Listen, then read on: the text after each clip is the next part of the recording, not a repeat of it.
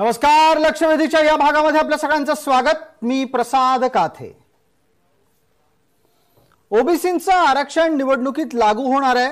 ओबीसींचं आरक्षण निवडणुकीत लागू होत असताना ते बांटिया आयोगाने दिलेल्या आकडेवारीच्या आधारे असेल. बांटिया हे प्रशासकीय अधिकारी म्हणून सगळ्यांना परिचित आहेत. माजी निवृत्त गृहसचिव या नात्याने त्यांची भूमिका केंद्रात बघितली गेली आहे, वाखाणली गेली आहे. तेच जयंत कुमार बांटिया यांना महाराष्ट्रामध्ये ओबीसींची नक्की आकडेवारी किती यातला सूक्ष्मतम नोंदीचा तपशील शोधण्यासाठी गेल्या सरकारच्या माध्यमातून नियुक्ती करण्यात आली, जबाबदारी देण्यात आली. बांटियांनी हा आकडा 40% जवळपास सांगितला आणि तिथून वेगवेगळ्या प्रकारच्या चर्चा सुरू झाल्यात. आत्ताच्या घडीला त्यातला एक महत्त्वाचा मुद्दा आहे, तो म्हणजे जर समजा 57% किंवा 54% अशा प्रकारच्या वेगवेगळ्या आकडेवारीचे दावे आतापर्यंत ओबीसींच्या बाबत होत असतील तर आता न्यायालयाच्या कागदावर ही आकडेवारी 40% नोंदवली गेलेली आहे. मग असं असताना ज्याची जितकी संख्या त्याच्या निम्म आरक्षण, जिसकी जितनी भागीदारी याच धर्तीच्या आधारावर आरक्षणाचा आकडा बदलणार आहे का? ओबीसींच्या आरक्षणाच्या बाबतीतला हा मुद्दा मराठा समन्वयकांच्याकडून वारंवार समोर आणला जातोय आणि ओबीसींचं जितकं आरक्षण कमी होणार आहे तितकं आरक्षण ते मराठा समाजाला द्यायला हवं, कारण मराठा समाज एसीबीसी अंतर्गत नोंदवला गेलाय असाही दावा केला जातोय. निवडणुकीत ओबीसी आरक्षण कसं मिळणार या प्रश्नावर लक्षवेधीची चर्चा घडवत असताना आपल्याला हेही समजून घ्यायचं आहे की उरलेल्या आरक्षणाचं काय होणार किंवा आरक्षणाच्या ओबीसींच्या आकडेवारीत फरक पडणार आहे का, या भागात ती चर्चा.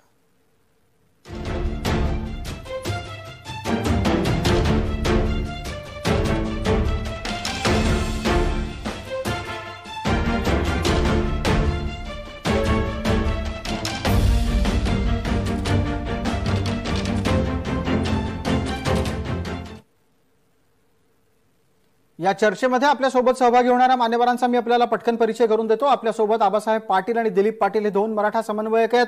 आपल्यासोबत ओबीसींची राजकीय लढाई एका निर्णायक वळणापर्यंत घेऊन जाणारे विकास गवळी आहेत. याचिकाकर्ता या नात्यानं ते संपूर्ण देशाला परिचित झालेले आहेत.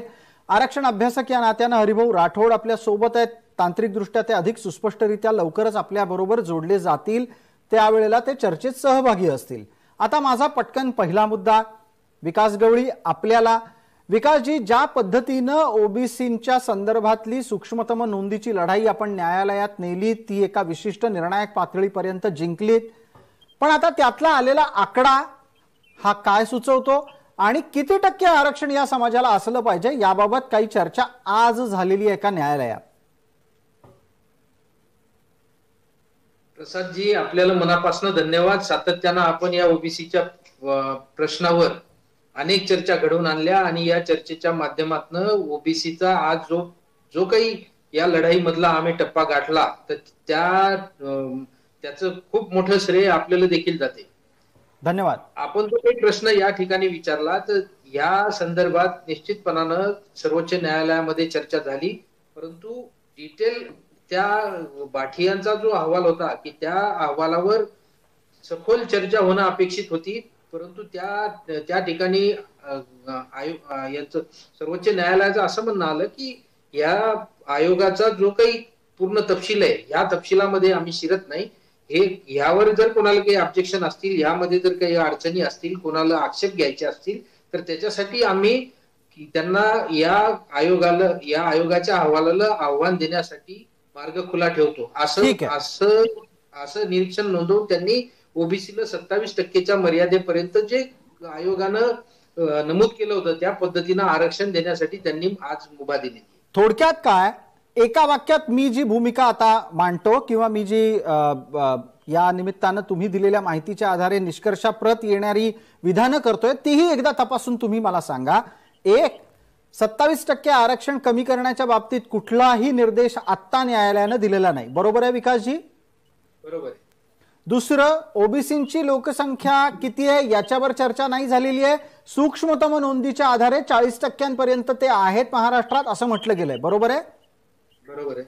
तिसरा मुद्दा, ओबीसींची मूळ लोकसंख्या किती हे जनगणनेच्या आधारातूनच कळू शकतं. त्यामुळे प्रत्यक्षात ओबीसींचा आकडे लोकसंख्येतला वाटा किती हे कळण्याच्यासाठी वेळ लागेल. बरोबर आहे? एक्झॅक्टली. आता मग पुढचा मुद्दा, जर सूक्ष्मतम नोंदीत ओबीसी 40% असतील तर त्यांचं आरक्षण कमी करा ही मागणी योग्य आहे? नाही. त्याचं कारण असं की सर्वोच्च न्यायालयाचा घटनापीठाचा निर्णय या देशामध्ये संसदेनंतर जर कशाला महत्व असेल तर ते घटनापीठाला, आणि आपला देश हा संविधानावर आणि घटनापीठावर चालतो. घटनापीठानं त्यावेळेला निर्णय देताना अतिशय स्पष्टपणानं सांगितलेलं आहे की 27% तुम्ही आरक्षण देऊ शकता, परंतु एससी, एसटी आणि ओबीसी हे तिन्ही मिळून आरक्षण 50%च्या वर जाणार नाही याची खबरदारी घ्यावी.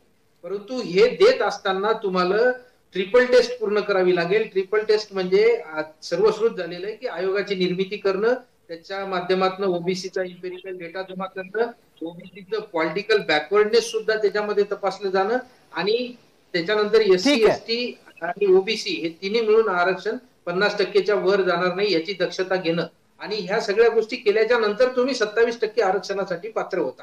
ठीक आहे. त्या गोष्टी ह्या ठिकाणी जवळपास 50 ते 60% या आयोगानं पूर्ण करून तो अहवाल या ठिकाणी सादर केलेला आहे, आणि तो अहवाल आज सर्वोच्च न्यायालयाने स्वीकारला, आणि त्याच्या खोलात न शिरता किंवा त्याचं कुठलंही एक्झामिन न करता 27% यांनी जे आयोगानं जे सुचवलं ते आरक्षण देण्यासाठी त्यांनी मुभा दिली. ठीक आहे, धन्यवाद. चर्चेच्या पहिल्या टप्प्यामध्ये अतिशय सविस्तरपणे तुमची भूमिका याच्यासाठी समोर आणली गेली कारण त्या आधारे येत्या काळात जे काही आक्षेप उपस्थित राहणार आहेत त्याची काही उत्तरं सापडतायत का हे तपासलं गेलं. आपल्यासोबत 2 मराठा समन्वयक आहेत. एक आहेत दिलीप पाटील, दुसरे आहेत आबासाहेब पाटील. या दोघांचंही चर्चेमध्ये स्वागत. माझा पहिला प्रश्न आबासाहेब आपल्याला आहे. आबासाहेब, आपण गेल्या काही दिवसांमध्ये होत असलेल्या समाज माध्यमातल्या आणि त्याचबरोबर मराठा समाजातल्या चर्चाही ऐकल्यात.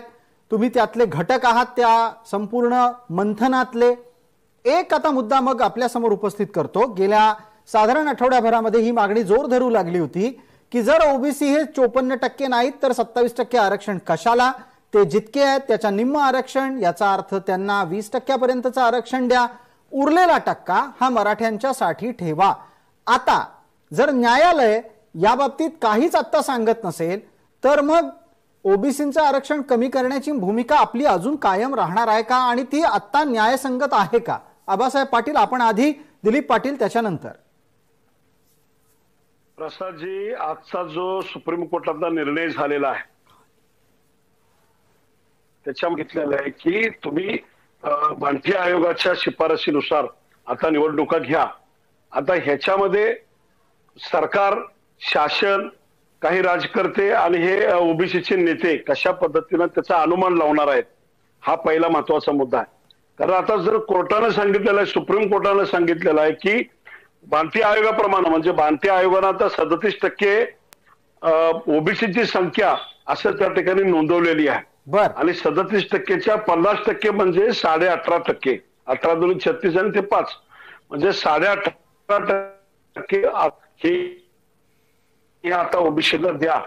म्हणजे आता राजकीय आरक्षण 18.5% झालं, त्याच पद्धतीने आता शिक्षणात पण झालं पाहिजे, आणि उर्वरित जे आरक्षण जे आहे आता 12%, हे 12% आरक्षण आता मराठा समाजाला द्यावं हा मार्ग मोकळा झालेला आहे. बरं, आबासाहेब एकच मिनिट. आपण अतिशय स्पष्टपणे हे सांगितलं, आपण अतिशय स्पष्टपणे सांगितलं की 37चा 2नी भाग करा, जो काही भाग येईल त्याच्यातून आधी असलेल्या आरक्षणाचा टक्का वजा करा आणि उरलेलं 12.5% मराठा समाजाला मिळालं पाहिजे. पण यातला एक तांत्रिक मुद्दा उपस्थित करतो ज्यावर दिलीप पाटलांनी बोलावं. दिलीप पाटील, आपल्यासाठीचा प्रश्न असा आहे, इम्पेरिकल डेटा अर्थात सूक्ष्मतम नोंदी या जनसंख्येची नोंद, लोकसंख्येची नोंद, जनगणना नाही, मग शिक्षणातलं आरक्षण आणि त्याचबरोबर नोकरीतलं आरक्षण हे इम्पेरिकल डेटाच्या आधारे कमी करा ही मागणी तर्कसंगत आहे का? दिलीपराव. पहिली गोष्ट, काते साहेब आपलं परत एकदा अभिनंदन करतो. आतापर्यंत हे नाही मराठा समाजाचं, धन्यवाद. हा जो प्रश्न आहे महत्वाचा आहे, लक्षात घ्या की मराठा समाजाला 50% आत ओबीसी मधनच आरक्षण द्यायला पाहिजे हा प्रश्न कायम लावून धरला. त्यामुळे मी समाजाच्या वतीनं आपलं पहिल्यांदा आभार मानतो. धन्यवाद. हा, आता महत्वाचं असं आहे की आता गवळी साहेबांनी सांगितल्याप्रमाणे पहिले एक लक्षात घ्या की 37% ओबीसीची संख्या ही मॅक्सिमम आता धरलेली आहे. आतापर्यंत कुठेही 54-60% नव्हती, त्यामुळे 37% आले आणि कायद्याप्रमाणे घटनेप्रमाणे त्याच्या निम्म आरक्षण द्यायला पाहिजे. आणि तुम्ही म्हणल्यासारखं सूक्ष्मतम म्हणजे एकदम पॉइंट टू पॉइंट जर का जर सर्वे झाला असेल तर बांटे आयोगानं सांगितलंय की 37% लोकसंख्या आहे. आता एक दुसरी गोष्ट आहे, 37% लोकसंख्या आहे आणि आरक्षण 27% द्या असं रेकमेंड केलं. आता सुप्रीम कोर्टाच्या निर्णयाला आम्हाला चॅलेंज करायचं नाही. खरं एक नंतर लक्षात घ्या की हा प्रश्न परत येतोच की जे 27%च्या जागी आबासाहेब म्हटल्याप्रमाणे 18.5% दिलं पाहिजे. आणि मी गवळी साहेबांना अनेक सांगतो की यामध्ये बांटे आयोगानं एनटी व्हीजेएनटी ABCD सगळं घेतलेलं आहे आणि त्यामध्ये तुमचं जे त्याच्यावर जे काही जे 2% दिलेलं वंजारी समाजाला ते देखील घेतलंय. म्हणजे आता मराठा समाजाला जे 52% होतं त्या पद्धतीने हिशोब बघितला तर साधारण 14% पर्यंत आरक्षण राहते आणि आमची ती मागणी आहेच. आता तर हे झालं की याच्यावर तार्किक उत्तर आणि त्याचबरोबर न्यायालयातल्या घडामोडींच्या आधारे आपली भूमिका विकास पाटील यांना मांडण्याची संधी देतो. विकासजी, आपण बोलायचंय इम्पेरिकल डेटा अर्थात सूक्ष्मतम नोंदीच्या आधारे शिक्षणातलं आणि नोकरीतलं ओबीसीचं आरक्षणही कमी करून ते उरलेलं जे काही 50%च्या अंतर्गत आरक्षण आहे ते मराठ्यांना द्या, ही मागणी तर्कसंगत न्यायसंगत आहे का? सर्वप्रथम आपल्याला एक गोष्ट आवर्जून सांगू इच्छितो की या देशामध्ये 3 प्रकारचे आरक्षण आहेत. एक आरक्षण आहे शैक्षणिक, दुसरं आरक्षण आहे नोकऱ्यांमधलं, तिसरं आरक्षण आहे राजकीय. हा जो काही आरक्षणाचा सध्या इश्यू सुरू आहे राज्यामध्ये देशामध्ये तो प्युअरली फक्त राजकीय आरक्षणाच्या बाबतीत आहे. याच्यामध्ये शिक्षण आणि तुमचं नोकऱ्यांमधलं आरक्षणाचा कुठेही अंतर्भाव नाही किंवा कुठेही विषय नाही. के कृष्णमूर्तीच्या डिसिजनच्या अनुषंगानं हा विषय सुरू झालेला आहे आणि के कृष्णमूर्तीचं डिसिजन हे फक्त राजकीय आरक्षणासाठी लागू झालेलं आहे. नोकऱ्या आणि शिक्षणाच्या आरक्षणासाठी इंदिरा साहनीचं डिसिजन आहे आणि त्या इंदिरा साहनीनं 50%ची कॅप लावलेली आहे. आणि मराठा समाजाला आपल्याला जर आरक्षण द्यायचं असेल तर कुठेतरी के कृष्णमूर्तीचा विषय न घेता त्याच्यामध्ये इंदिरा साहनीचं जे डिसिजन आहे त्याला आपल्याला कुठेतरी चॅलेंज करावं लागेल. विकासजी एकच मिनिट याच्यातला जो तुम्ही इंदिरा साहनी न्याय खटल्याचा आधार देताय त्या खटल्यामध्ये 50%ची मर्यादा घातली हे बरोबर आहे. पण आता इथे एक नवा वाद काय जन्माला आलाय की ओबीसीचा आकडा जर कमी होत असेल तर उरलेलं आरक्षण हे 50%त उरतंय. मग जो 50%तला उरलेला वाटा आहे तो मराठ्यांना द्यावा ही भूमिका मांडली जाते. त्यावर आपलं म्हणणं काय? मग त्यावेळेला कृष्णमूर्ती जजमेंट पाहायचं, इंदिरा साहनी जजमेंट पाहायचं का? हा नाही, हा नंतरचा मुद्दा. इथे 50% जागा रिकामी होतीये, त्या रिकाम्या जागेत मराठ्यांना ऍडजस्ट करा, सामावून घ्या, ही भूमिका आहे. नाही, त्यांचं जे म्हणणं आहे की ओबीसींना 50%च्या मर्यादेमध्ये म्हणजे सॉरी त्यांचं ओबीसीची जी संख्या आहे त्याच्या 50% आरक्षण द्यायचं, परंतु SC ST तर त्यांची जेवढी संख्या आहे तेवढं आरक्षण मिळते ना, ओबीसींना सुद्धा त्या प्रमाणात आरक्षण मिळालं पाहिजे. नवीन आता विकास गवळी साहेब आपण नवीन तर्क आणायला लागला. जे SC ST ना घटनेमध्ये आरक्षण दिलंय, ओबीसीना जे आरक्षण आहे ते घटनेमधलं आरक्षण नाही आहे, हे यानंतर घटनेमध्ये 50% आहे. फक्त 2च जातीला घटनेमध्ये आरक्षण आहे, ज्यांना 100% आरक्षण देतं. तर ओबीसीना जे आरक्षण आहे ते टोटल लोकसंख्येच्या 50% आहे. आता परत जर का तुम्ही जर तशा पद्धतीच्या मागण्या नवीन उभा करू शकत नाही.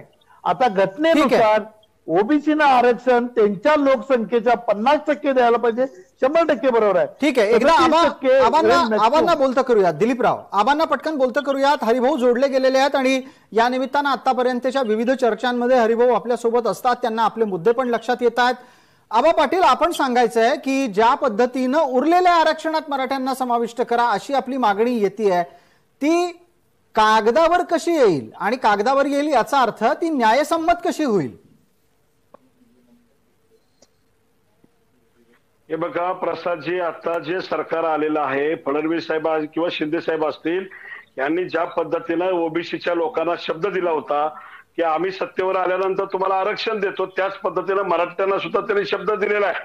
आणि या संदर्भामध्ये आता हे सरकार लवकर निर्णय घेईल अशी आम्हाला अपेक्षा आहे.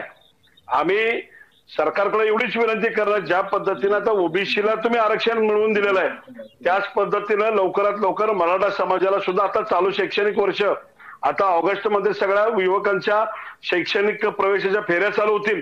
आम्हाला आता ह्या वर्षीच्या आता लवकरात लवकर महिनाभराच्या आत वर्षण द्या, ते पण 50%च्या आतमध्ये द्या अशी आम्ही त्यांच्याकडे मागणी केलेली आहे. बर हरिभाऊंना उत्तर द्यायचं आबासाहेब आपल्याला नाही. आमचं स्पष्ट एक फक्त 30 सेकंद द्या मला, 30 सेकंद. आमचं एवढंच म्हणणं आहे की आता याच्यामध्ये कुठल्याही ओबीसी नेत्याने कुरगुड्या करू नयेत, कुठले वेगळे मुद्दे काढू नयेत आणि ते आम्ही चालू देणार नाही. आमचं स्पष्ट म्हणणं आहे, तुम्हाला 50% तुम्हाला आमचं 50% आम्हाला द्या आणि तुमचा आमचा काही वाद नाही. मुळात काय वेगवेगळा तुमचं ऍक्च्युली 1962 सालची जर जनगणना धरली, तुम्ही मागच्या वेळेला पण सांगितलं यांची संख्याच होत नाही. मुळात ह्याच्यामध्ये आता सांगितलं होतं आरक्षणाच्या मुद्द्यावर तर 33.80% लोकसंख्या ओबीसीची दाखवलं. एनटी व्हीजेएनटी ओबीसी सगळे धरून 5% लोकसंख्या एसटी दिलेली आहे ती सुद्धा आपण ग्राह्य धरू. चला 37% तर 37%, परंतु 37%च्या अर्धा आरक्षण तुम्हाला मिळत असेल आणि उर्वरित राहिलेला जर 50%च्यातलं मराठा समाजाला मिळत असेल तर या राज्यामध्ये कुठेही वादविवाद होणार नाही. ठीक आहे आबा पाटील. आबासाहेब मला एक तांत्रिक मुद्दा बोलू द्यात फक्त. तुम्ही बोला काय होतंय. तुमचा आवाज सारखा ये जा करतोय त्यामुळे ना मध्ये मध्ये तुमचेच मुद्दे गाळले जात आहेत, ते पोहोचत नाहीयेत. मी तुम्हाला थोडासा वेळ देतो, तुम्ही तुमचं इंटरनेटचं कनेक्शन दुरुस्त करा. तुम्ही मांडलेल्या मुद्द्याच्या आधारे पटकन हरिभाऊंचा एकदा प्रतिवाद ऐकून घेऊयात, तेवढ्या वेळात तुमचं इंटरनेटचं कनेक्शन दुरुस्त होईल अशी अपेक्षा आहे. हरिभाऊ, तुमचं आरक्षण कमी करा, उरलेलं आम्हाला द्या, ही एका वाक्यातली मागणी आहे. कायदेशीर दृष्ट्या घटनात्मक दृष्ट्या ही चौकटीत बसतीये का?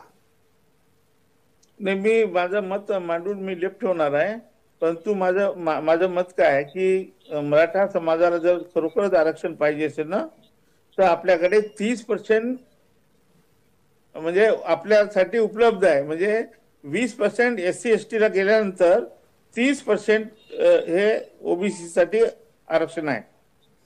आता या 30% मध्ये तुम्हाला यायचं असेल तर सगळी जनसंख्या करावं लागेल. म्हणजे ओबीसी, भटके, विमुक्त, मराठा, कुणबी यांची जनसंख्या करावं लागेल आणि ऐका हो, आणि जनसंख्या केल्यानंतर जो वाटा येईल तुम्हाला वाटेल, परंतु कुणबी मराठा एक करावं लागेल. कुणबी मराठा एक करून वेगळं तुम्हाला सब कॅटेगरायझेशन करावं लागेल तर तुम्हाला करता येईल. हरिभाऊ, तुम्ही ज्या वेगवेगळ्या कल्पना सांगताय त्या इथं चालणार नाहीत. ते जे ओबीसी झाले ते पूर्वी अनेक वेळा चर्चा झालेली आहे. त्याच्यावरती आम्हाला तुम्ही कोण सांगणार? तुम्ही कोण सांगणार आहे? तुम्ही कोण सांगणार? तुम्ही कोण सांगणार आहे? तुम्ही कोण सांगणार आहे? तुम्ही कोण आहे सांगा मला. तुम्ही कोण आहेत ते सांगा मला. तुम्ही कोण आहेत? आरक्षण देणार तुम्ही देणार आहेत का? तुम्ही आहेत कोण? तुम्ही आहेत कोण सांगा मला. तुम्ही आरक्षण मिळणार नाही म्हणून सांगा. तुम्ही कोण आहेत?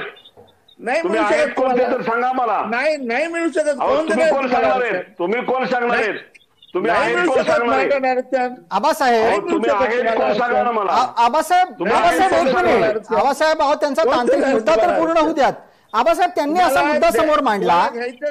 काही सांगतात ते रोज कधी 10% सांगायचं, कधी 8% सांगायचं, कधी वेगवेगळं सांगायचं. बघा हे तुमच्या सगळ्या ओबीसी नेत्यांचं नाटकं खपवून घेतली जाणार नाहीत. तुम्ही वेगवेगळ्या पद्धतीने दिशाभूल करत असाल ते चालू देणार नाही. तुम्ही कायद्याने बोला, कायद्याने उत्तर घ्या. तुम्ही कायद्याने बोला. तुम्हाला आरक्षण पाहिजे का? कुठली लोकसंख्या, कुणाची लोकसंख्या सांगता तुम्ही? कुठली लोकसंख्या सांगता तुम्ही? तुमची 20% लोकसंख्या तुमची 22% आता तुम्ही चुकीचं आणलेलं आतापर्यंत. कुठल्या लोकसंख्या सांगता तुम्ही आम्हाला? 7% झालंय का या राज्यामध्ये? तुम्ही 54% 7% बोगस आकडेवारी आतापर्यंत दिली आणि आता प्रूव्ह लागले की तुम्हाला भरली ना कुठं आलं? तुम्हाला फाशी द्या तुम्ही चौकामध्ये. भर चौकात फाशी अहो, द्या. काय बोलता तुम्ही? अहो, असं काय बोलणं नाही ना. समाजाशी का असं? समाजाची अहो, आमचे दिशाभूल करता, 48 काही सांगता. अहो, आमचे 48 हुतात्मे गेले. 48 लोकांनी स्वतःला आत्महत्या केलेले आहेत. बरोबर आहे, हुतात्मे त्याच्यामध्ये गेले, पण आमचे तर फाशीविषयीची हजारो भाषा गेले, देऊ नका, त्याचं आम्हाला काय? बोलू नका. आमचे हजारो गेले, हजारो लाखो गेले, हजारो वर्षाचा तुम्ही अहो, अन्याय या- करता आमच्यावर. या देशासाठी आमचे लाखो गेलेले आहेत. आम्ही या जाणून देशासाठी नाही. बलिदान दिलेले आमचे लाखो आहेत. गेले हजारो कोट्यावधी वर्ष आहेत. अन्याय केला तुम्ही मुद्दे आमच्यावर. सोडून का आम्ही बोलताय? अजून अन्याय करू मुद्दे पाहताय. सोडून एक मिनिट. आम्ही हे चालू करणार नाही. दिलीपराव आबासाहेब आणि हरिभाऊ तिघांमध्येही हस्तक्षेप करतो. दिलीपराव आबासाहेब, माझा पुढचा प्रश्न ऐका.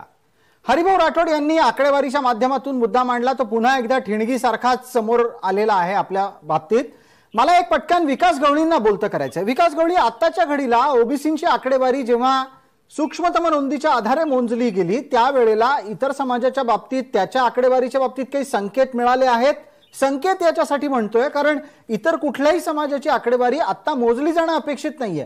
पण कोणत्या राज्यामध्ये, माफ करा, कुठल्या गावामध्ये, कुठल्या नगरपालिकेमध्ये, कुठल्या महानगरपालिकेमध्ये कुठला समाज कमी जास्त आहे याचे काही संकेत आहेत. आणि तशा पद्धतीनं आजवर चालत आलेलं राजकारण विदर्भातलं, मराठवाड्यातलं काय सुचवतं काय? निश्चितपणानं तुमच्या माहितीसाठी सांगतो की हा जो काही भाटियांचा अहवाल तयार झाला, या अहवालामध्ये आता मी माझ्या मालेगावचंच उदाहरण सांगतो. वाशिम नगरपालिकेची आकडेवारी 48% आहे आणि मालेगाव नगरपंचायतची आकडेवारी ही फक्त 22.5%. जेव्हा की तुमच्या माहितीसाठी सांगतो की संपूर्ण विदर्भामध्ये प्रत्येक जिल्ह्याची जर आकडेवारी घेतली तर किमान 50, 55, कुठे 60, कुठं 78% सुद्धा आकडेवारी आलेली ओबीसीची. असं असताना अनेक ठिकाणी अशा पद्धतीचे चुकीचे आकडे या बाठिया आयोगाच्या अहवालामध्ये आलेले. मग माझा पुढचा प्रश्न पटकन, आपल्याला वेळ मर्यादेमध्ये एका गोष्टीचा आणखीन खुलासा करा. एक सर्वसाधारण सूक्ष्मतम नोंदीच्या आधारे जो काही आकडा आला आहे तो सूक्ष्मतम नोंद आहे, जनगणना नाही. मग मला सांगा की सर्वसाधारण संकेत स्वरूपात ओबीसीची लोकसंख्या किती असेल या बाबतीत काय म्हटलं जाऊ शकतं? जर आपण इंग्रजकालीन हिशोब पाहिला तर 57% दाखवलेला आहे. त्याच्यानंतर मंडल आयोगाच्या शिफारशीच्या वेळेला बरोबर आहे ना, सांगताय ते देशाची सांगितलेले.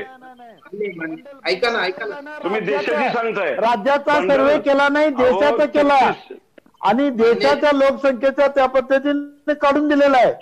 मंडल आयोगाचा कुठेही राज्याचा सर्वे नाही आणि तो फक्त देशात आहे. ओबीसीचा आतापर्यंत दिलीपराव, एक तांत्रिक मुद्दा इथे असा येतो की जेव्हा देशाची आकडेवारी येते तेव्हा ती राज्यासह असते. राज्य वेगळं काढून कसं अपेक्षित करता आपण? नाही, महत्वाचं असं आहे की राज्यामध्ये एक महत्वाचं आहे की राज्यामध्ये बऱ्याच ठिकाणी एक लक्षात घ्या, देशभर जाती ज्या आहेत त्या 3-3.5 हजार ओबीसी जाती आहेत आणि महाराष्ट्रामध्ये फक्त 384 जाती आहेत. जर का 384 जाती असतील तर महाराष्ट्रामध्ये ओबीसीचं प्रमाण कमी आहे. नाही, पण याच्यात एक मुद्दा हरिभाऊ मांडू इच्छित आहेत. तत्पूर्वी विकास गवळी यांनी पटकन सांगावं, तुमच्या लेखी राज्यात किती टक्के ओबीसी आहेत? पटकन एका आकड्यात सांगा. विकास गवळी, आपल्याला विचारलं. या आताच्या बाठियांचा जो अहवाल आलेला आहे याच्यामध्ये 40% आकडेवारी दर्शवलेली आहे, परंतु काही ठिकाणी ही आकडेवारी जास्त झालेली आहे, काही ठिकाणी कमी झालेली आहे. ठीक आहे. मराठवाड्यामध्ये जर आपण गेलो तर त्या ठिकाणी ओबीसीची आकडेवारी एवढी नाही, परंतु त्या ठिकाणी आकडे बघून दाखवलेले. आणि विदर्भामध्ये ऍव्हरेज काढलं तर 30-32% पुढे जात नाही. हरिभाऊ 57% म्हणतात, 30-32% वर जात नाही. 32% वर नाही आहे, 57% आहे आकडेवारी आमची. 32% वर नाही. दिलीपराव, एक प्रश्न हरिभाऊ मगापाशी विचारत होते. एकच मिनिट ऐका सगळ्यांनी. दिलीपराव, मगाशी हरिभाऊ एक प्रश्न तुम्हाला विचारत होते, तो कदाचित गोंगाटामुळे पोचला नाही. हरिभाऊ विचारू इच्छित आहेत की मराठा समाजाची लोकसंख्या मोजली तर हरकत काय? तुम्ही उत्तर द्यायचंय, आबांनी पण उत्तर द्यायचंय. आबासाहेब पाटील आणि दिलीपराव दोघांनाही संधी आहे. कृपया एका मिनिटामध्ये उत्तर संपवा. आधी दिलीपराव, आपण बोलणार आहात. पहिली गोष्ट लक्षात घ्या, मराठ्यांची लोकसंख्या मोजली तर आमची हरकत नाही, आमचंच डिमांड आहे की मराठ्यांची लोकसंख्या मोजा, ओबीसीची मोजा, सगळ्यांची मोजा. दुसरं महत्वाचं लक्षात घ्या, मराठ्यांच्या लोकसंख्येला आतापर्यंत 2-3 बापट आयोग हे असू दे, राणे समिती, गायकवाड, प्रत्येकाने मराठ्यांची लोकसंख्या हे 35, 32, 33, 34, 35% हे प्रूव्ह केलेलं आहे. बर, मान्य मुंबई हायकोर्टाने देखील मराठ्यांची लोकसंख्या 32% प्लस हे मान्य केलेले आहे. त्याच्या पुढचं सांगतो की सुप्रीम कोर्टानं लोकसंख्या मात्र मान्य केली. भले सुप्रीम कोर्ट म्हणले की तुमची निरीक्षणं आम्हाला मान्य नाहीत, गायकवाड आयोग मान्य आहे. ठीक आहे, आबासाहेबांना विचारायचा प्रश्न आबासाहेबांना बोलू द्या. आबासाहेब, एक आणखीन विषय चर्चेमध्ये आला होता की मराठा समाजाची लोकसंख्या मोजत असताना मराठा आणि कुणबी एकत्र करा. आबासाहेब, आवाज आला? वेळेला सुद्धा अनेक वेळा या विषयावरती चर्चा झालेली आहे जी, की जे कुणबी आहेत ते ओबीसी मध्ये ऑलरेडी गेलेत, त्यांची संख्या ग्राह्य झालेली आहे. त्यांचा मराठा, आता जे राहिलेले जे मराठे आहेत त्यांचा त्या कुणबीचा काही संबंध राहिलेला नाही. ज्यांच्या नोंदी आहेत त्यांच्या ऑलरेडी कुणबी झाल्या आहेत. त्या तुम्ही मराठवाड्यात गेलं, विदर्भात गेलं किंवा कोकणामध्ये गेलं तर हे मराठा म्हणून स्वतःला म्हणून घेत नाहीत जे कुणबी आहेत ते. बर, आणि याच्यावरती आता काहीतरी हरिभाऊ राठोड सांगून कुठला मुद्दा कुठं घालायचा. मुळात या देशातली आणि राज्यातली जी व्यवस्था आहे, या व्यवस्थेमध्ये मी मागच्या वेळेला पण सांगितलं की आता ज्या काही ओबीसीच्या जाती आहेत त्यांचं आरक्षण कसं देतात हो सांगा हरिभाऊ? कसं आरक्षण देतात की एखाद्या जातीचं मागास ठरलेलं सर्वेक्षण करावं लागेल, त्याला मागास सिद्ध करावं लागेल आणि मग त्याला आरक्षण द्यावं लागेल. ठीक आहे, यावर एक उत्तर येत आहे आबासाहेब पाटील, यावर एक पटकन उत्तर येत आहे विकास गवळी यांचं. विकास गवळी, कुणबी मराठा अशी वेगळी मोजणी केली तर आकडेवारी काय भरेल आणि मग कुणबींना कसं मोजायचं? ओबीसीत मोजायचं का मराठ्यांमध्येच मोजायचं? आता या ठिकाणी मराठा समन्वयक आणि ओबीसी समन्वयक हरिभाऊ राठोड या दोघांनाही माझी विनंती राहील की जोपर्यंत ओबीसी आरक्षणाला मराठा मंडळीचा सपोर्ट राहणार नाही आणि मराठा आरक्षणासाठी ओबीसीचा सपोर्ट राहणार नाही तोपर्यंत दोघांनाही न्याय मिळणार नाही. परंतु हे सगळं करत असताना कुठेतरी मधला मार्ग काढून हे विषय संपवणं गरजेचं आहे. काय आहे मधला मार्ग? काय आहे मधला मार्ग? काय आहे? आणि दोघांनाही न्याय तुमच्याकडे सांगतो तुम्हाला, 8% 2% सांगतो मार्ग आहे तुमच्याकडे. नाही 2 नाही, तुम्ही मोजून घ्या ना, मोजून घ्यायला तुम्हाला. हे बघा दिलीपराव जे सांगतात ना ते बरोबर आहे. काही बोलता आम्ही ऐकून घ्यायचं का? नाही मोजायचं नाही, न मोजता जायचं तुम्हाला.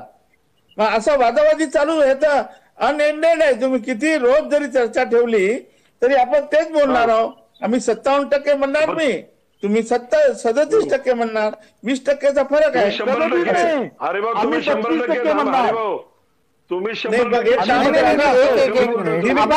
आबा असे चिडू नका, आबा असे चिडू नका, त्यांना त्यांचा मुद्दा मांडू द्या, तुम्ही तार्किक उत्तर द्या. हरिभाऊ, मला एक प्रश्न आहे आपल्यासाठी, मला आपल्याला प्रश्न विचारू द्या आणि आपण चर्चेच्या वेळ मर्यादेला ओलांडला आहे त्यामुळे मला आता फार वेळ ही चर्चा पुढे नेता येणार नाही. पटकन हरिभाऊ, दिलीपराव, आबासाहेब आणि विकास गवळी सगळ्यांना संधी देईन, 30-30 सेकंदात पटकन उत्तर द्या. हरिभाऊ, हा मुद्दा आता मराठा आरक्षणाच्या दिशेनं सरकताना दिसतोय. उरलेलं आरक्षण मराठ्यांना मिळण्याच्यासाठी कायदेशीर हालचाली होऊ शकतात का न्यायालयाचा एकमेव मार्ग आहे? 30 सेकंदात पटकन. नाही, उरलेलं वगैरे असं सांगताच येणार नाही तुम्हाला. कुठे उरलेलं आहे? 30%, 30-50% सगळं झालेलं आहे. जर परत सांगतो एकच वाक्यात मराठा समाजाला आरक्षण पाहिजे असेल तर मराठासह सर्व समाजाची लोकसंख्या झाली पाहिजे. 1 नंबर 2 कुणबी मराठा एक करायचं आणि त्यांचं जेवढी संख्या असेल तेवढी 1% कमी घेऊ नका तुम्ही. तुमची जेवढी लोकसंख्या असेल त्या 30% तुम्ही घ्या. आणि 12 मुलकेदार आहे आमचे, नावी, खाती, वाडी, लोहार, सोनार, सुतार, धोबी, तेली, माई, वेगळं आरक्षण द्या, विषय संपवा. ठीक आहे. आबासाहेब पाटील, आपल्याला हा तर्क पटत नाहीये हे वारंवार समोर आलंय. तुम्ही पुढे करणार काय आहात? सरकारला निवेदन देणार आहात का न्यायालयात जाणार आहात? प्रसादजी, सरळ विषय आहे. या घटनेप्रमाणे आणि कायद्याप्रमाणे 50% वरती आरक्षण देता येत नाही. तो मुद्दा सिद्ध झालेला आहे आणि याच्यावरती अनेक वेळा चर्चा. आता कोर्टानं दिलेला आहे 37% आरक्षण, 37% लोकसंख्या असलेला बांटी आयोगानं सांगितलेला आहे आणि त्याच्यामध्ये आता 50% यांना देण्याची शिफारस केलेली आहे. यांनी आरक्षण घ्या. आता ते जसं राजकीय आरक्षण तसं ते शासकीय आणि शैक्षणिक मध्ये सुद्धा होईल आणि राहिलेल्या याच्यामध्ये मराठा समाजाला सुद्धा आरक्षण मिळेल आणि हा सगळा विषय इथं दिलीपरावांचा वेळ आहे. दिलीपरावांचा वेळ आहे. आबासाहेब दिलीपरावांना संधी देतोय पटकन. दिलीपराव मध्यम मार्ग आहे का? हा दिलीपराव मध्यम मार्ग आहे. एक मिनिट आबा, एक मिनिट मला व्यवस्थित सांगू दे. एक लक्षात घ्या की आता जे काही आरक्षणचं जे हे आहे, आमचं म्हणणं असं आहे की ज्या जाती ओबीसी मधल्या आहेत ज्यांच्या आयोगाकडून सर्वेक्षण झालेलं नाही, मागास ठरवलेलं नाही, अशा एक ओळीच्या GR मध्ये जे जाती आहेत त्यांचं तुम्ही पहिल्यांदा हे करून घ्या मागासवर्गीय आयोगाकडून. मराठ्यांचं सर्वेक्षण झालेलं आहे, मराठ्यांना तुम्ही इन्क्लूड करा. अशा जाती आहेत त्या कमी करा. आणि महत्वाचं आहे की कुणबी जे आहे 12% आहे तो ऑलरेडी ओबीसी मध्ये आहे. ठीक आहे, त्यामुळे 37% गेलं.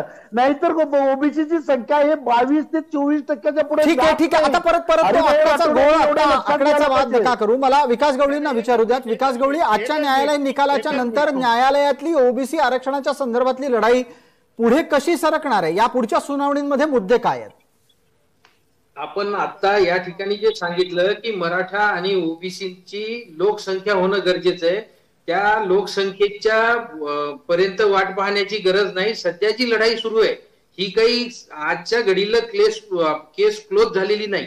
याला त्यांनी चालू ठेवण्याचं सुतोवाच आजच्या ऑर्डरमध्ये आहे. असं असताना मराठा समाज आणि ओबीसी या दोघांनी मिळून जर सर्वोच्च न्यायालयाकडे डिमांड केली की ओबीसी आणि इतर या सगळ्यांना ह्या इम्पेरिकल डेटाच्या माध्यमातून यांची जर मोजणी केली, ठीक आहे, दूध का दूध पाणी का पाणी निश्चितपणाने होणार आहे. धन्यवाद. आपण ही भूमिका सुस्पष्टरित्या मांडलीत आणि त्याचबरोबर इतर प्रत्येक मान्यवरांनी आपापली भूमिका तितकीच योग्यरित्या अधोरेखित केली. सगळ्यांना समान न्याय आणि समान वेळ देण्याचा आमचा प्रयत्न होता. आपण सर्व मान्यवर या चर्चेत सहभागी झालात त्याबद्दल आपले मनपूर्वक आभार. लक्षवेधीच्या या चर्चेमध्ये तूर्तास इतकंच. सर्व प्रेक्षकांना जय महाराष्ट्र.